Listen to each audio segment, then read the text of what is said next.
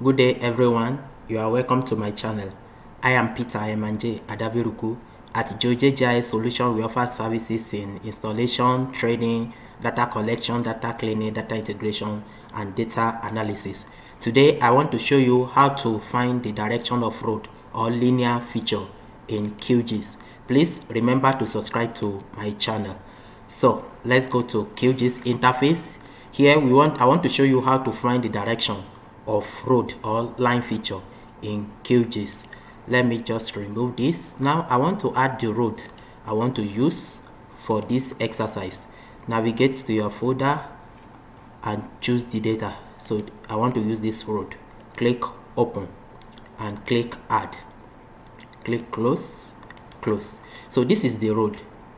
Now the question is, where is the starting point of this road?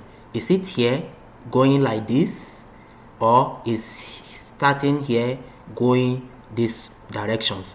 So it's necessary in some applications that you know the direction of your linear feature or road to avoid the issue of reverse chainage.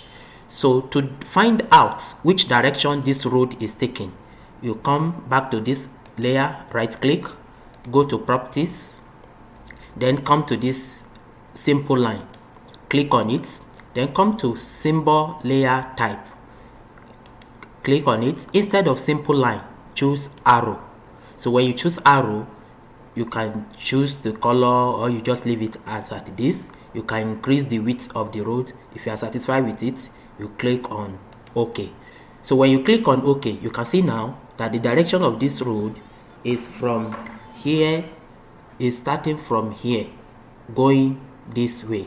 So this is the direction of the road, and if you zoom in, you can see it clearly that the road starts from here moving in this direction. So this is how to find the direction of linear features or roads in QGIS. Thank you for watching this video.